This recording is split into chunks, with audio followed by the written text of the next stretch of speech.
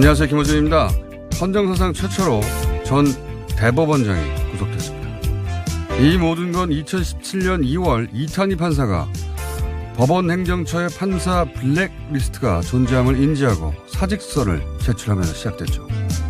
이 판사가 그 이전의 인사들이 그러했듯이 법원 행정처라는 요직을 받아들이는 대가로 그 블랙리스트의 존재를 묵인했었더라면 지금까지도 사법농단은 드러나지 않았을 겁니다. 이 판사에게 감사드립니다.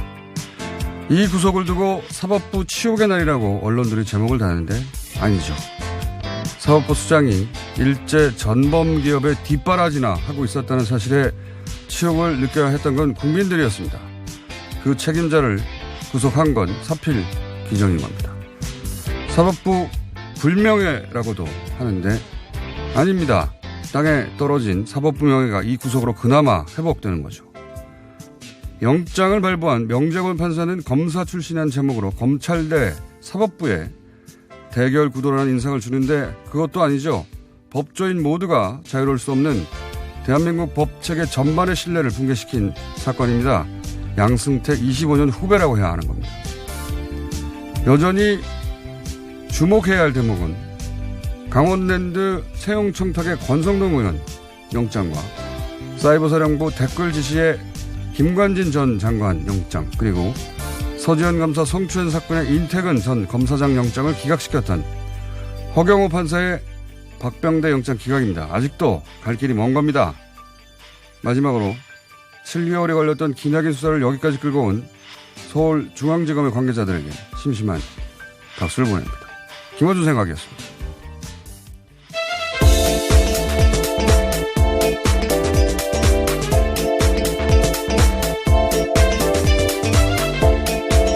시사인의 김은지입니다. 웬일입니까? 네, 저도 새벽에 뉴스를 보고 깜짝 놀랐었는데요. 네. 사실 기대하지 않았었는데 물론 당연히 발부돼야 되는 사안이라고 생각했지만 지금까지 법원이 보여준 행태를 보면 사실 기대 이상입니다. 사실 저는 어제 그 주진우 기자하고 점심을 먹었는데 그때 제가 이렇게 얘기했어요. 잠시 후에 주진우 기자 나올 텐데 양승태 대법원장은 영장이 발부될 것 같고 박병대 전 대법관은 기각될 것 같다. 아니 어떻게 그렇게 맞추셨나요? 감이 좋으신데요. 왜 이렇게 생각했냐면 사실 누구보다 이 사법농단 여기서 벗어나고 싶은 건 사법부예요. 그렇지 네, 않습니까? 당연히 그렇죠. 네. 그렇지 않습니까? 그런데 사법부가 양승태 대법원장 한 사람을 살리기 위해서 사실은 가장 상징적인 인물을 영장을 기각한다는 것은 이 명예회복의 마지막 기회를 날리는 거예요. 그렇지 않습니까? 예, 당연히 그랬는데 이제까지 행태들이 그러지 못했기 때문에요. 기대감이 워낙 낮았습니다. 사법부가 이 무거운 짐을 일부라도 덜어낼 마지막 기회를 날려버릴 만큼 바보일까. 예. 양승태 대법원장 한 사람을 위해서. 물론 뭐 양승태 대법원장 한 사람 구속한다고 해서 모든 게 해결되는 건 아니지만 그 구속이 주는 상징적인 효과는 어마어마한 것이죠. 그래서, 그렇지만 여전히 또 그 사법농단에 연루된 판사들이 여전히 사법부에 남아있기도 하지 않습니까? 네, 일단 속속들이 복귀하고 있기 때문에 그에 대한 문제점들도 꽤 많이 지적되고 있습니다. 탄핵 절차 밟아야 되는 게 아니냐라는 지적인데요. 그래서 양승태는 구속하고 박병대 전 대법관까지는 못 가지 않겠는가라고 전망했던 저에게 스스로 칭찬을 해주고요. 조진우 기자에게 사실 확인 해보죠. 관련해서 많은 분들이 워낙 오랫동안 관련 영장들이 기각되어 왔기 때문에 기각될 거라고도 생각하는 분들이 많죠, 사실. 네, 또 이게 법원의 조직적인 범죄이다 보니까요. 관련해서 양승태 전 대법원장을 구속하기 쉽지 않을 거라는 전망들을 꽤 오래 했었는데 오늘 새벽 1시 58분쯤에 나온 결과는 서울중앙지법 명재권 영장전담 부장판사가 영장 발부했는데요. 그 사유를 보면 범죄 사실 중 상당 부분 혐의가 소명되고 사안이 중대하다라고 판단했고요. 뿐만 아니라 현재까지의 수사 진행 경과와 피의자의 지위 및 중요 관련자들의 관계 등을 비추어서 증거인멸의 우려가 있다라고 판단했습니다. 증거인멸이라고 말할 수 있을 만큼 제시된 증거가 많다는 건데 영장실질심사에서 오갔던 이야기들, 대목들 중에 인상적인 대목은 사실 주진우 기자가 이 관련 취재를 오래 해왔어요. 그래서 뭐 이규진 전 부장판사, 현 부장판사군요. 현 부장판사 업무 수첩이 있었는데 이제 안정범 실록처럼 그 양승태 대법원장의 지시사항을 빼곡히 적어놓은 그런 수첩이 있었다는 거 아닙니까? 거기다 한자로 대라고 쓰여 예. 있었다라고 하는데요. 이런 게 제시됐고 거기에 대해서 어떻게 반응했는지는 저희가 주진우 기자 잠시 후에 출연하면 자세히 그러니까 무엇이 어떤 대목이 이 영장을 발부할 수밖에 없게 만들었는가 하는 거는 잠시 후에 짚어보기로 하겠습니다. 그런데 박병대 전 대법관은 또 기각이 됐어요. 예. 네, 허경우 영장전담 부장판사의 판단인데요. 종전 영장 청구 기각 후에 수사 내용까지 고려하더라도 주요 범죄 혐의에 대한 소명이 충분하다고 보기 어렵다라고 했고요. 뿐만 아니라 추가된 피의 사실 일부는 범죄 성립 여부에 의문이 있다라는 판단까지 했습니다. 이분은 이제 네티즌들이 붙여준 이 부장판사는 허경호 부장판사는 별명이 프로 기각러예요. 예. 이분이 이제 그 주목을 많이 끌었던 사건들이 있지 않습니까? 강원랜드 채용 사건 또는 뭐 김관진 전 그 장관과 관련된 사이버 사령부 댓글 부하들은 구속됐는데 정작 지시자는 네, 가장 윗선이라고 할 수 있죠. 그리고 안태근 전 검사장, 서지현 검사 사건과 관련한 다 영장이 기각돼 주목을 받았던 아주 큰 사건들의 영장이 다 기각됐거든요. 이번에 의해서. 그래서 뭐 이번에 또 기각됐고 이분이 청와대의 판사 탄핵 청원이 올라온 판사예요. 예. 그래서 여전히 이분 한 사람의 문제는 아니라고 봅니다. 저는 사실 이렇게 중요한 사건들은 영장 전담 판사들이 다 같이 의견 일치를 보고 결론을 내리는 거라서. 네, 오늘 아침 신문에도 그런 내용들이 있는데요. 지난 주말부터 출근해서 다 같이 협의했다라는 식의 내용이 이렇게 있습니다. 큰 사건들, 더군다나 양승태 대법원장의 구속 같은 큰 사건들은 다 같이 보는 겁니다. 자료들을. 그리고 결론을 내고 그리고 임하는 거죠. 근데 이제 박병대 전 대법관은 다시 한번 빠져나갔다. 이거 잊지 말아야 한다는 거고요. 그리고 어제 법원이 그 인상적인 또 판결을 또 하나 냈어요. 예. 네, 법원말 뉴스가 하나 더 있는데요. 안태근 전 검사장이 어제 1심에서 유죄를 선고받고 법정 구속됐습니다. 안 전 검사장은 자신이 성추행한 서지현 검사에게 인사불이익을 준 혐의로 재판을 받고 있었는데요. 서울중앙지법 형사 1단독 이상주 부장판사의 판단입니다.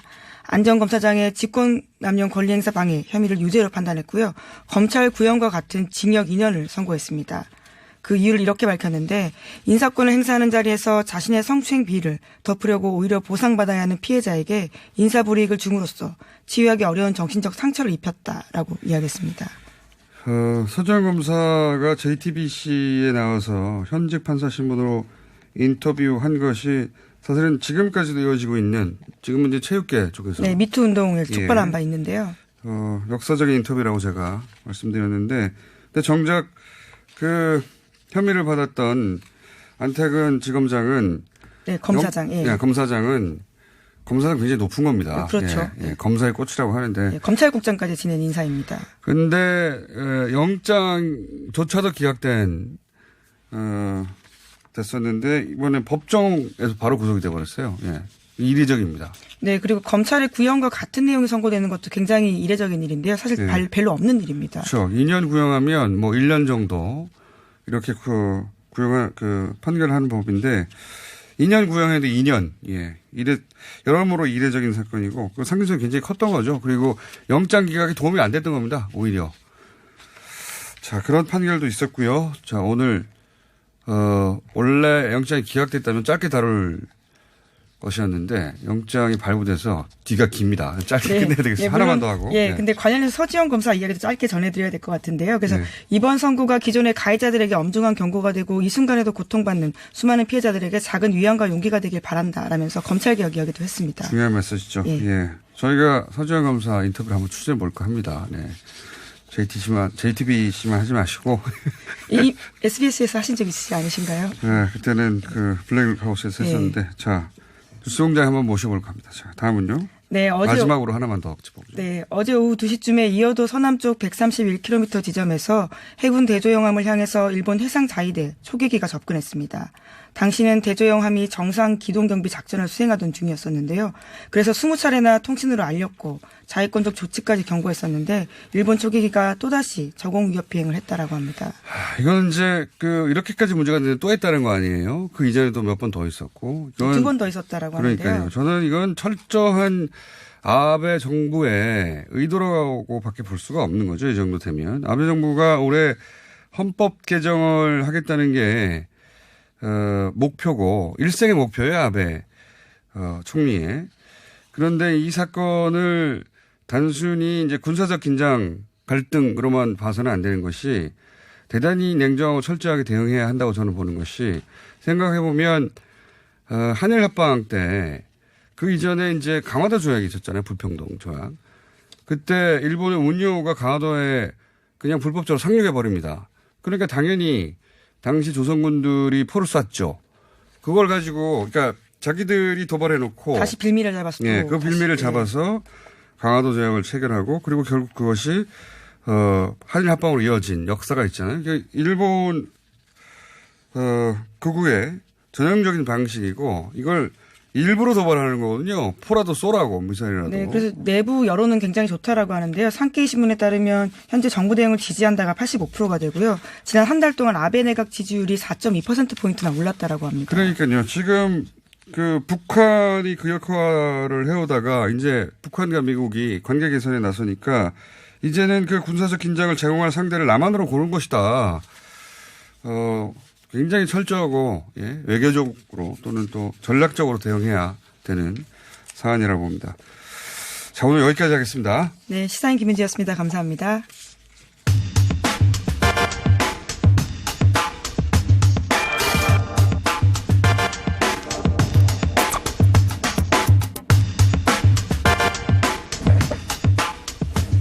우리나라 경제 성장률이 발표됐습니다. 작년 한 해 경제 성장률이 발표했는데 2.7%. 그러자 언론들이 일제 6년 만에 최저치라고 보도를 합니다. 그러니까 경제 최백은 교수님과 함께 문제 짚어보겠습니다. 안녕하십니까? 네, 안녕하세요. 교수님? 예. 영장이 발부돼 버려가지고 예. 뒤가 깁니다. 짧게 해주셔야 원래 나와서 15분쯤 얘기하셔야 되는 사안인데 예. 5분 정도 얘기하고 그래요? 쫓겨나셔야 될 것 같아요. 자, 이 사안을 꼭 오늘 내일 다뤄야 한다고 말씀하신 이유가 뭡니까? 지금 그 2.7% 수치에 집착을 해가지고 많은 그 언론계 기자들이 보수 경제지들이 특히 이들이 이제 그러니까는 최저치 뭐 이렇게 하면서 쏟아내고 있는데 저는 오히려 이거를 기사를 제목을 제가 기자라면요.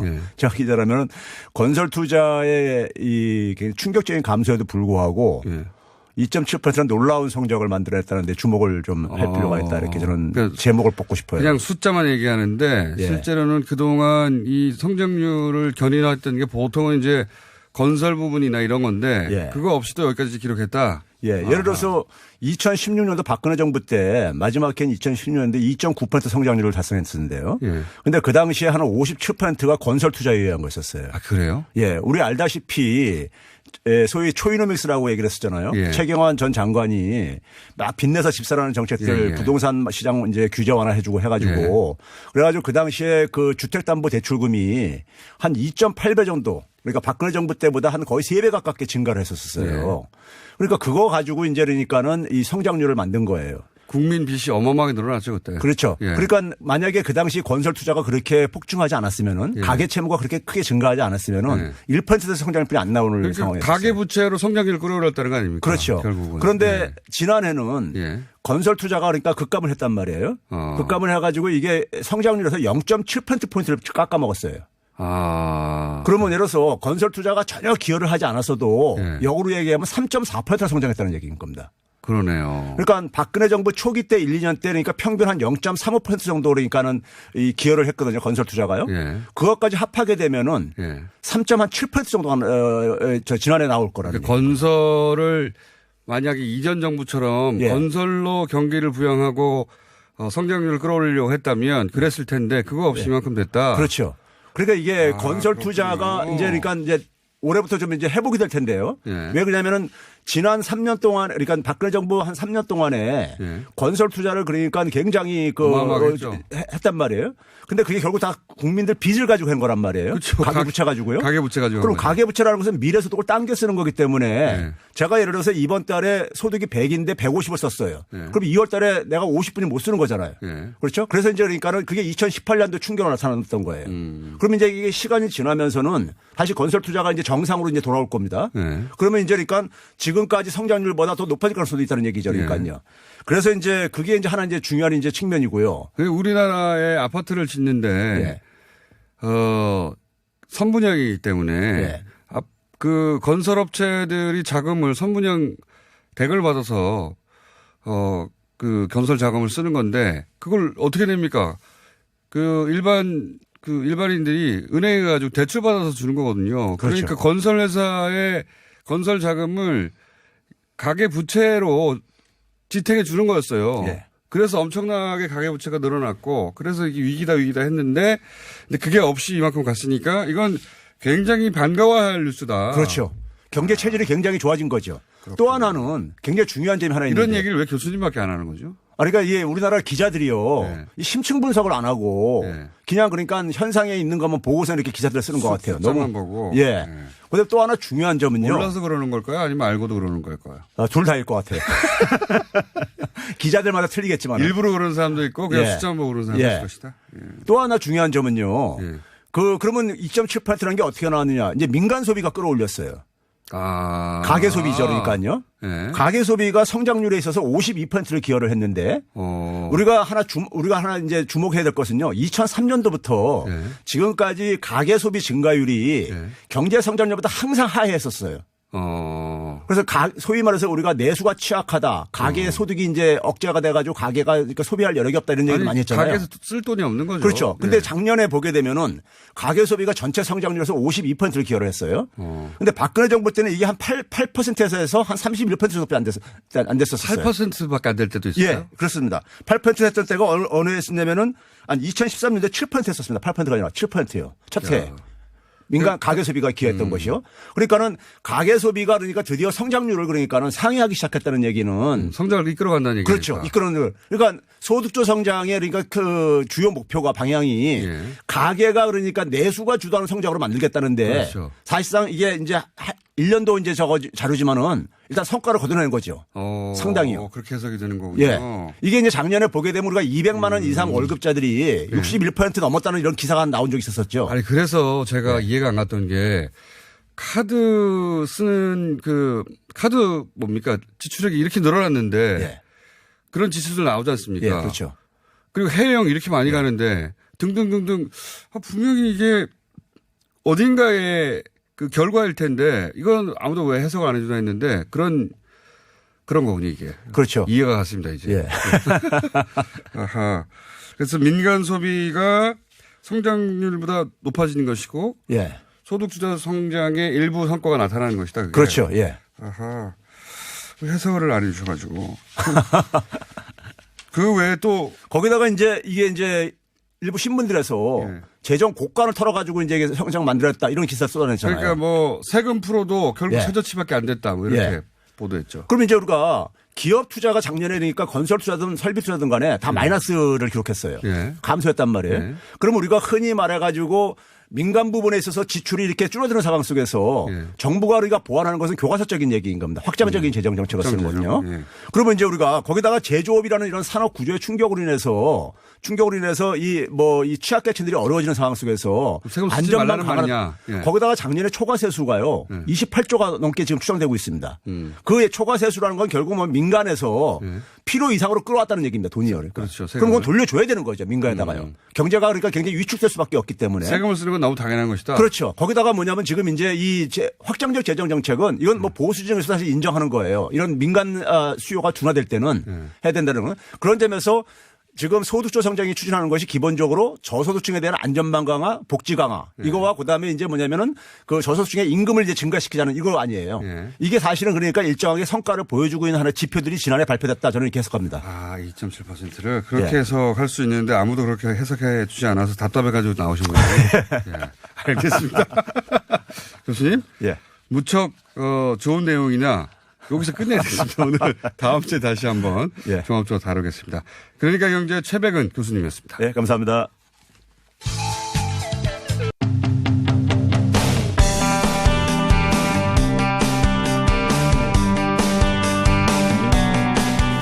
양승태 전 대법원장의 구속영장 발부 짚어보겠습니다. 자, 판사 블랙리스트 1호 출신 서기호 판사 아직 도착 안 했습니다. 저희가 새벽에 급히 섭외하던 바람에 민변의 사법위원장 김진 변호사 5초 전에 도착했습니다. 네, 안녕하세요. 김지민 변호사입니다. 다들 헉헉거리며 도착하고 있습니다. 자, 그리고 주준희 기자 여유 있게 와서 앉아 있습니다. 네, 안녕하십니까. 네. 네. 이번 좋은 주에 아침입니다. 좋은 아침입니다. 자, 변호사님? 네네. 네. 좀 일찍 오시지 그러셨어요? 네. 아, 그러게요. 네. 그나마 나아요. 서기호 판사님은 아직도 오고 있습니다. 네. 자, 판사, 변호사, 기자 이렇게 세 번 모시고 이 사안 짚어볼 텐데 우선 제가 주준희 기자가 어제 마침 우연히 점심을 먹다가 그 얘기를 했어요. 박병대 기각, 양승태 발부. 그렇게 얘기를 했더니 돗자리를 까셨네. 제 짜장면을 뺏어 먹으면서 얘기했어요. 네. 이렇게 될 거야? 그랬더니 주준희 기자가 아니라고 안 나올 거라고 그러는 거예요. 안 나올 거라고 아니 나와야 되죠. 이게 구속이 안 되면 도대체 어떤 것이 죄가 되고 그건 누가 몰라. 그러니까 안 나온다고 그랬단 말이에요. 그래서 쉽지 않았죠. 사실 저도 그렇게 예측했었거든요. 네. 그러니까 다들 그럴 때 누구나 다 회의적이었습니다. 저는 아니었어요. 자, 역시. 종합적으로 볼 때.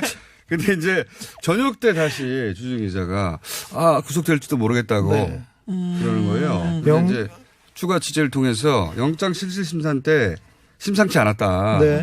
그 내용이 뭡니까? 그때 취재한 게. 영장 실질 심사를 받았습니다. 양승태 대법원장이 5시간 반 정도 받았다고 하는데 네. 다른 그 박병대 고영한 전 대법관에 비해서 양승태 전 대법원장은 직접 증거가 많았어요. 그러니까 네, 수첩 같은 거. 네. 강제징용 때 그 일본 전범기업의 변호사를 네. 대법원장 방에서 3번 만났지 않습니까? 불러다가. 네. 그래서 그 변호사를 만났는데 만난 거는 맞다. 네. 이 얘기는 부인하지 않으면서 그런데 그 김현장 변호사가 거짓말을 한다. 자기를 죽이려고. 이런 취지로 얘기를 했어요. 상대가 거짓말하고 있다. 네네. 예를 들어서 이규진 그 수첩 이런 네, 거 그렇죠. 제시하면 뭐라고 그랬답니까? 이규진 수첩에 대해서도 이게 직접 증거고 굉장히 중요한 증거인데 네, 자기 부하 직원이 받아 쓴 건데. 양승태 대법원장이 영장실질심사에 뭐라고 했냐면 이규진 수첩은 자기를 모함하려고 조작된 것일 수도 있다 이렇게 한 거예요. 그러니까 자기한테 불리한 직접 증거에 대해서 다 거짓말이다, 모함이다. 네. 검찰에서 조사를 받을 때도 좀 곤란한 부분에 대해서는 기억나지 않는다라고 갖고 네. 그 아랫사람분들이 알아서 했다고 그랬지 않겠냐고 계속 회피했는데 네. 영장실질심사는 사실 냉정하게 물증을 갖다 댔는데 네. 판사하고 직접 그 대면에서 소명하는 마지막 기회이기 때문에 그 앞에서 거짓말도 많이 합니다.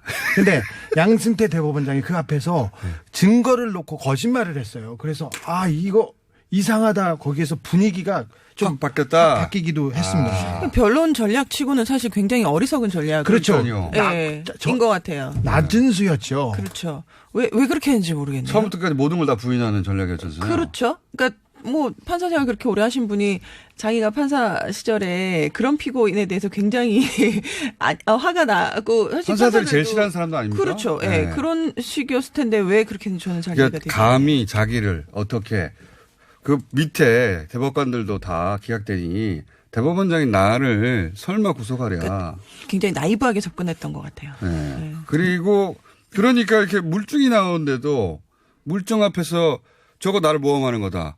저거 거짓말이다. 야. 그런 얕은 수를 쓰다니 참. 법꾸라지의 말로였는데요. 말로였는데 사실은 재판을 이렇게 피고인으로 이렇게 계속 받다 보면 어느 순간에 이렇게 몰리는 수가 있는데 마지막에 이렇게 자충수를 든 것 같습니다. 근데 이것도 하나하나 굉장히 꼼꼼하게 회의한 결과인데 결국 자기 발등을 찍고 갔습니다. 그게 말씀하셨던 것처럼 이런 식으로 해도 뭐 발부가 되지 않을 것이라는 자신감이 있었죠. 있었기 때문에 네. 그래서 네. 확실히 벗어나야 된다. 좀 무리하더라도 그 거짓이라도 무리하더라도 여기까지 얘기해야 된다. 이런 전략이 있었다고 봅니다. 그럼에도 불구하고 다 기각될 거라고 생각들 하셨는데 저만 발부된다고 말했던 거 다시 한번. 그건 왜냐면 옆에 계신 사법위원장 김지미 변호사에게 저희 작가들이 질문지 보내겠다고 했더니 어차피 기각될 거니까 기각될 걸 가정하고 써서 보내주세요. 이렇게 했다고 하는 변호사님이요? 저희 작가들의 증언이 있습니다. 아니 정확히 말씀드리면 새벽에 결론이 나올 것이다. 그러면 새벽에 일어나서 써야 되겠네요 하시길래 제가 그럼 너무 힘드시지 않겠냐. 기각될 건데 기각되는 버전으로 그냥 써놓고 계시면 될 것 같다라고 저희 MBC 스트레이트에서 양승태 사법농단 계속 추적하고 있는데. MBC 얘기를 왜 합니까 여기서? 아니 지금 저희가 이번 주에 양승태 사법농단 편을 마지막으로 합니다. 그런데 양승태 광고를 또 하시네. 양승태 그 구속과 박병대 전 대법관은 얼마나 중요한 사람이었냐면은 양승태 다음에 대법원장을 할 사람으로 정해져서 그 판사들이 다 박병대한테 줄을 섰어요. 그래서 당신은 나의 멘토, 나의 등대. 엄청난, 그렇죠. 네. 차기로 다들 알고 있었죠. 네. 그래서 이분에 대한 얘기들을 모아서 준비해 놨어요. 저희는 이 상황을 보고. 스트레이트 광고를 여기서 합니까? 그 틈에? 네. 지금 이렇게 중대한 일이 벌어졌는데. 이 사법농단에 대해서는 스트레이트가 하는 역할이 많아가지고요. 스트레이트 얘기 그만하고요. 자, 명재권 부장판사에 대한 말들도 있습니다. 많이. 어떤 곳에서는 이게 사법부와 검찰의 대립구도처럼 말하려고 자꾸 검찰 출신이야. 10년 검사하다가 10년 전에 판사로 전직해서 10년째 판사로 계신 분인데. 제가 한마디 먼저 하자면 명재권 판사는 검사 생활을 하다가 판사로 넘어온 건 맞는데요. 검사가 아니라 판사입니다. 본인도 판사로 생각하고요. 전혀 그런 생각이 없어요.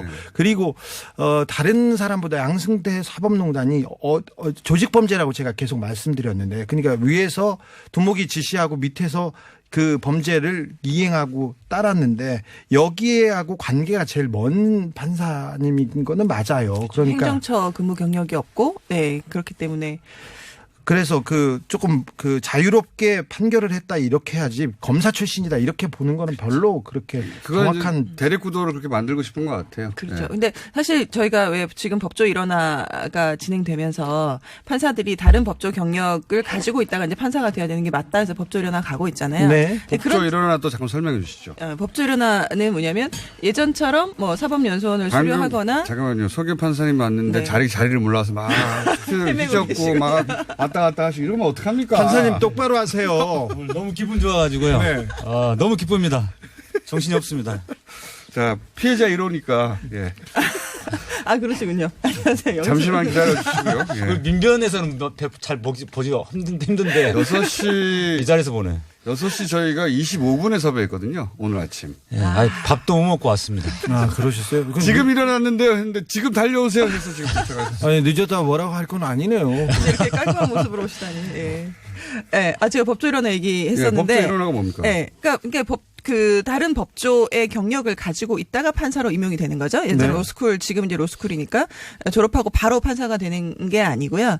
그러니까 그 법조에서 뭐 3년, 5년, 10년 이런 식 경력이 있는 사람들을 판사로 이제 뽑는다는 건데 이제 그렇게 해야지만 균형 잡힌 시각을 가질 수 있다라는 거예요. 그리고 판사들이 다양한 경험을 한 것은 그 판결에도 중요한 영향을 미치는데 이거 한마디 더 해도 됩니까? 안 돼요 이제. 아니 양승태 시절에 그러니까 박근혜 정권 말기에 임용된 판사님들 중에 다양한 경험이나 다른 걸 보는 것보다 이게 사상 그리고 정치적 견해 이런 걸 너무 많이 보아가지고 혹은 윗선 그런 걸 너무 많이 봤죠.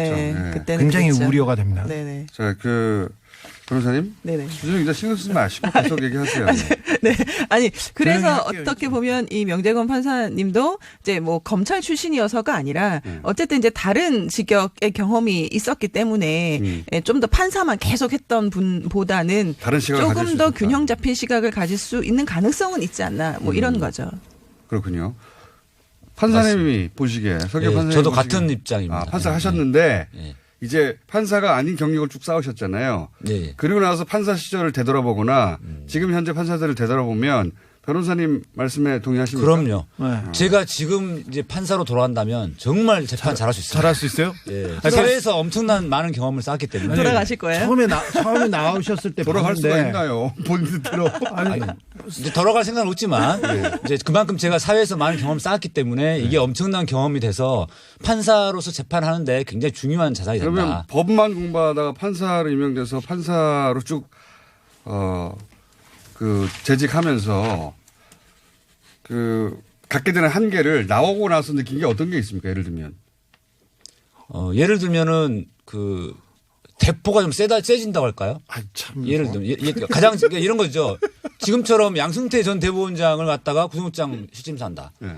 그러면 제가 맡았어도 사실 굉장히 부담스러웠을 겁니다. 내 상사인데. 예. 내 멘토인데. 이거를 이런 구속하기가 좀 부담스러운 거죠. 아무리 법이 명쾌하게 떨어져도. 그럼요.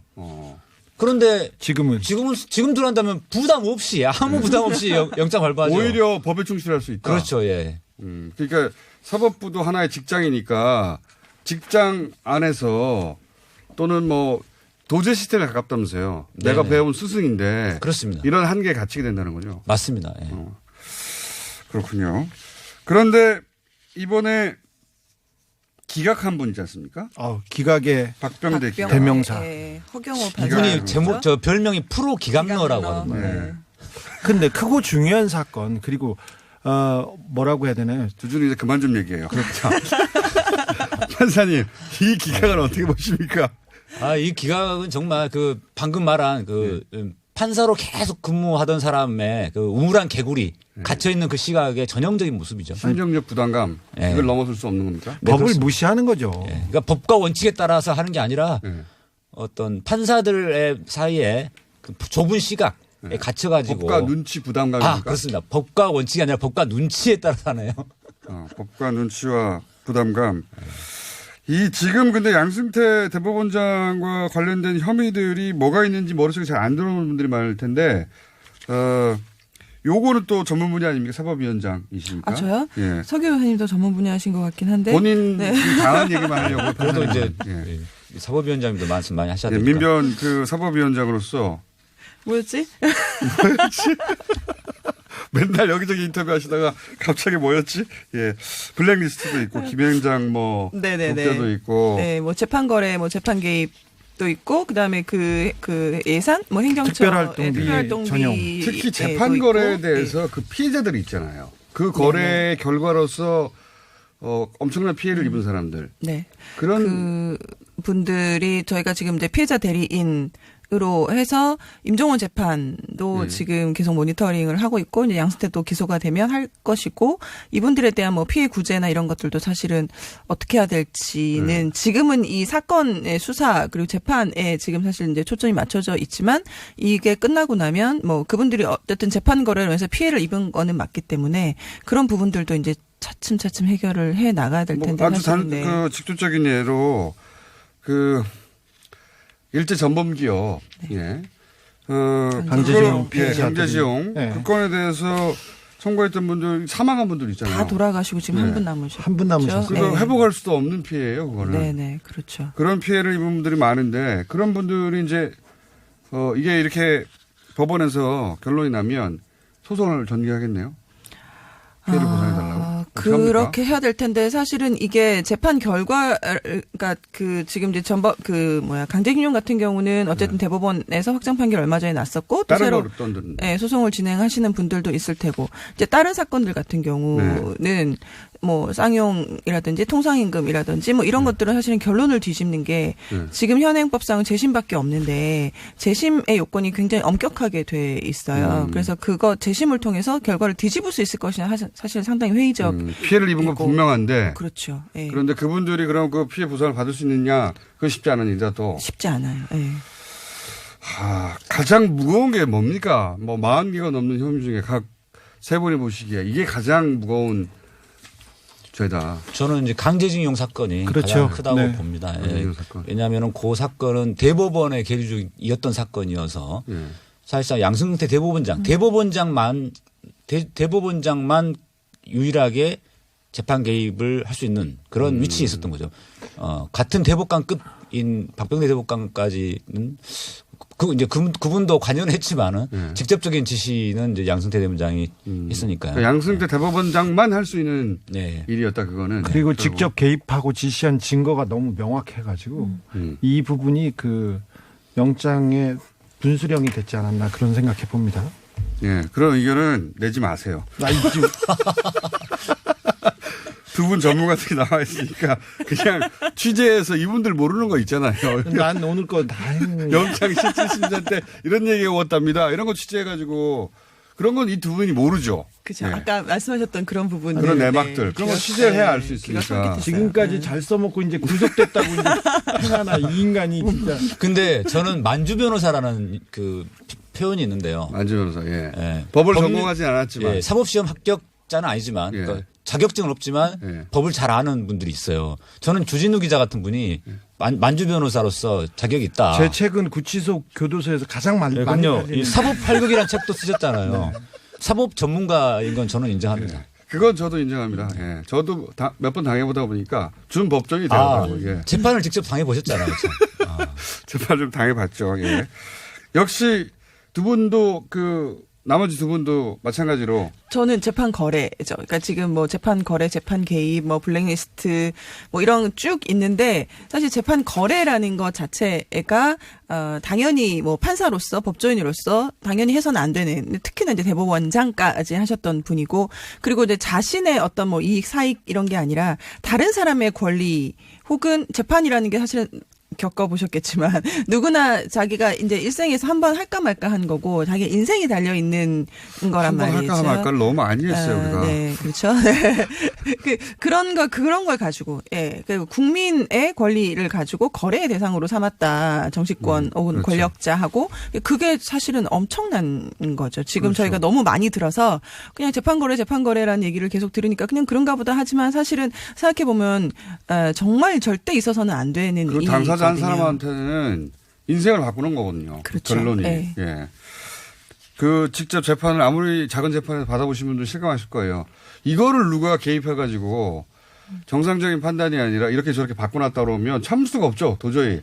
그러니까 뭐 사실 뭐 그 와중에 뭐 KTX 승무원 같은 분은 뭐 돌아가신 분도 있고 뭐 스스로 이제 뭐 생을 마감하신 분들도 있고 정말 사람 목숨이 오고 가는 일이었기 때문에 절대 있어서는 안 된 일을 아무렇지도 않게 했다는 거죠. 그러니까 네. 자기들한테는 그냥 아무 일도 아니었던 거예요. 그런 것 같아요. 예. 예.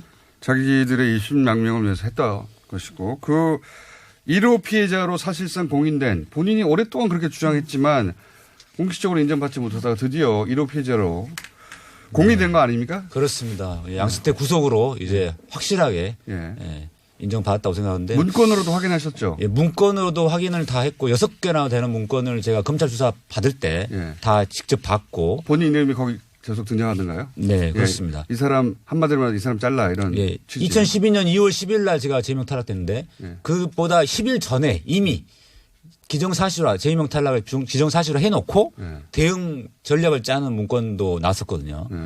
그래서 그때만 해도 제가 양승태의 최대 피해자라고 생각을 했는데 그 뒤에 보니까 제가 받은 피해는 뭐 아무것도 아닌 거예요. 뭐 강제징용 사건부터 시작해서 전교조 피해자분들, 뭐 KTX 승무원 이런 분들 너무나 많은 피해자들이 양산됐고 그분들은 정말 아까 말씀하셨듯이 본인의 인생과 뒤바뀔 정도 수준이고 그러니까 뭐 돌아가신 분도 계시고 그래서 저는 참 했던 얘기 아닙니까 옆에서? 예, 그래서 그 말을 들으면서 제가 좀 숙연해지더라고요. 공인 블랙리스트 1호라고 이제 쓸 수는 있겠네요 이제. 예.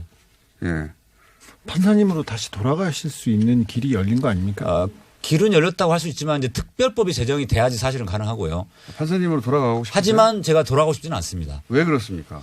제가 바깥 세상으로 나와 보니까 이 바깥 세상에 너무 좋은 일이 많고 할 일도 많고요. 예를 들면요. 노는 일 말고요. 방송 출연을 자유롭게 할 수 있습니다. 예. 판사로 돌아가면 방송 출연을 좀 하기가 부담스럽거든요. 네.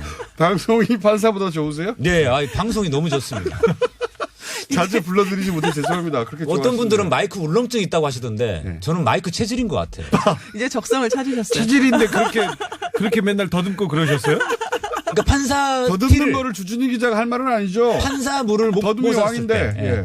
판사 티를 못 벗었을 그 타이밍에 그때는 더듬거렸는데 이제는 좀 혀가 막 풀리고 있습니다. 자, 그러면 이 정도 혐의면 어느 정도 형량, 물론 너무 앞서간 얘기긴 합니다만 지금 혐의들 중에 물론 이제 법원이 받아들이지 않을 것도 있겠죠. 이 정도면 어느 정도의 형량 정도 예상될. 무기징역이죠. 이 정도면 사실 주준희 기자 이제 그만 얘기해요. 뭘 한다고. 아니 고민하고 있잖아요. 사실 사실은 하시고요. 자, 두 분 판사도 저도 하셨고요. 무기징역 하고 싶긴 한데요. 이제 예. 요게 너무 셀 수 있으니까 예. 뭐 숫자로 따지면 30년 이상은 일단 해야 된다. 예, 그래요? 오늘 아침에 페이스북 보다 보니까 이제 어떤 뉴스 30년 정도 해당됩니까 이게? 이런 해야 된다고 어떤 분이 하시는 거죠? 이제 무리 야기 법관으로 30명이 리스트에 올랐다 이렇게 썼더라고요. 어떤 언론 기사 중에 보니까. 근데 어저께 안태근에 대해서 2년이 됐죠. 징역 2년 법정 속됐잖아요. 예. 딱 한 명에 대해서 인사보복을 했는데 한 명에 대한. 예. 예. 근데도 딱 징역 2년이잖아요. 그러면 한 명당 1년씩 해도 30 판사님 너무 그렇게 우리 아니 그렇게 일반인들 아마추어 같은 말씀하시면 안 되고. 그러니까 판사까지 직접 하신 분이 예. 아니 제가 좀 너무 흥분돼가지고. 바램이죠, 예. 바램. 네. 근데 실제 현실적으로 어떻습니까?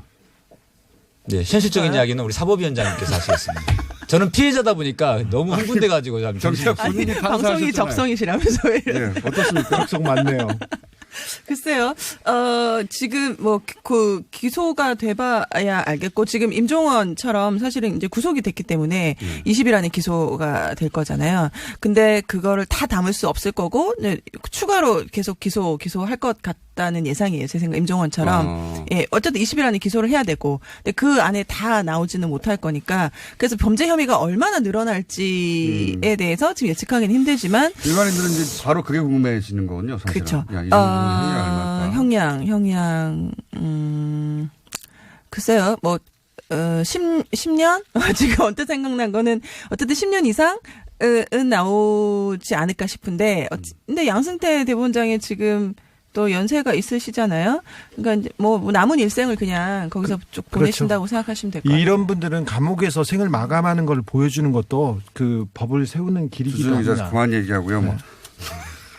자꾸 본인의 개인적인 의견 말고 법조인들의 전문적인 견해가 궁금한데. 기준을 예. 이명박 전 대통령에 대한 그 1심 판결 선고 향량을 보면 예. 조금 감이 올 수도 있지 않을까 싶습니다. 20년. 15년 받았거든요. 예, 1심 때. 20년, 10년, 20년 사이 그 정도. 예, 그러니까 15년을 받았었고 예. 박근혜 전 대통령은 20년 이상 넘어갔는데 이제 어떤 지금까지 범죄 사실을 놓고 보면은 사실 이제 이명박보다는 조금 더 혐의 사실은 더 높긴 한데 이게 또 대법원장이라는 지위고 있다고 하니까 판사들이 이명박보다는 더 높게 하지는 않을 것 같다는 생각이 이게 듭니다. 영장은 그런데 이제 본안 재판에 들어가서 판사들이 느낄 부담감은 여전하겠죠. 네, 그렇습니다. 그게 항소심 가면 예. 항소심 어쨌든 고등부장들이 아직까지 양승태 키즈들이 포진하고 있기 때문에 아. 항소심 가면 또 결론이 확 달라질 수도 있어요. 아직은 계속 지켜봐야 봐야 돼요. 되는 예. 갈 길이 멀군요. 예. 다만 한 가지 그래도 좀 안심이 되는 부분은 대법원 재판 그러니까 대법관 구성이 확 바뀌어가지고 지금 진보 보수 중도 해서 약